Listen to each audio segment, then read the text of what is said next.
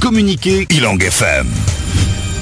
Communiqué de la préfecture, tout de suite la déclaration de Denis Robin. Le Premier ministre François Fillon et la ministre de l'Outre-mer Marie-Luce Panchard m'ont demandé de me rendre à Mayotte avec Christophe Dupeyrat pour aider nos concitoyens à mettre fin à un conflit dont la durée et l'intensité commençaient à mettre en danger la société mahoraise et son économie. J'avais indiqué dès mon arrivée que je resterais le temps nécessaire pour renouer les liens du dialogue et restaurer la confiance entre les partenaires pour sortir de cette crise. Aujourd'hui, le mouvement de grève est suspendu. La vie reprend son cours à Mayotte, les activités économiques et les services publics fonctionnent à nouveau. Après 44 jours d'un mouvement fortement soutenu par la population, les Mahorais sont soulagés car les réponses qui leur ont été apportées leur permettent aujourd'hui d'entrer dans une nouvelle phase. Ma mission est donc achevée et je quitte Mayotte aujourd'hui. Tout au long de ces 8 jours, j'ai patiemment écouté les attentes des uns et des autres et j'ai tenté de rapprocher les positions. Mais les difficultés auxquelles j'ai été confronté m'ont conduit à modifier la méthode de travail. J'ai mis sur la table des propositions qui me paraissent justes, respectueuses des attentes de la population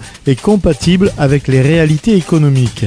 Un projet de protocole a été soumis à tous les partenaires. Il comporte de nombreuses avancées pour les familles mahoraises. Elles s'appliqueront dès que tous auront signé l'accord. Je sais que mes propositions constituent un réel effort financier pour les acteurs économiques et notamment les distributeurs. Mais ils les ont acceptées hier et je les remercie pour ce geste responsable dans l'intérêt de Mayotte. Je sais que ce protocole ne va pas aussi loin que ce qu'attendaient les organisations syndicales, mais les avancées sont réelles et je souhaite que la population puisse en bénéficier le plus vite possible. Je peux dire en conscience que je suis allé le plus loin possible dans les discussions et que le compromis actuel est équilibré. Je remets ce protocole au préfet de Mayotte, Thomas Degault. Il pourra être signé à tout moment dès que les acteurs le décideront. Nous savons tous qu'à Mayotte, il faut aussi laisser le temps faire son œuvre. La signature de ce protocole permettra des baisses de prix attendues par les familles.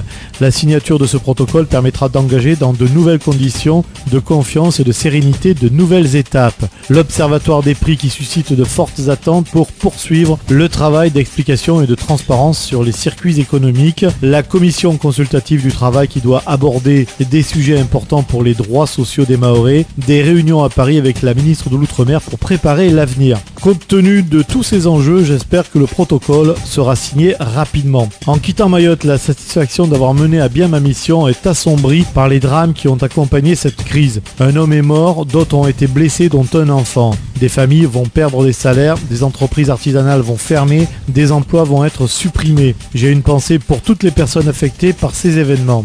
Avec la sincérité que j'ai toujours eue pour les Mahorais, je veux leur dire qu'ils doivent rapidement inventer des modes de résolution des conflits qui ne détruisent pas leur économie et leur société. Je veux leur dire qu'ils doivent être attentifs à l'image qu'ils donnent de Mayotte dans la région, en métropole et surtout en Europe, au moment où il frappe à la porte de l'Union européenne. Je suis fier que le gouvernement ait contribué activement à la résolution de ce conflit. Je confirme que l'État maintiendra toujours son engagement aux côtés des Mahorais. La ministre de l'Outre-mer rencontrera prochainement les grands élus de Mayotte pour leur parler du plan de relance qu'elle veut mettre en place dans les meilleurs délais pour aider au redémarrage de l'économie et pour sauver des emplois. J'exprime mes vœux très sincères de réussite aux Mahorais pour continuer à construire la société qu'ils ont choisie au sein de la République française.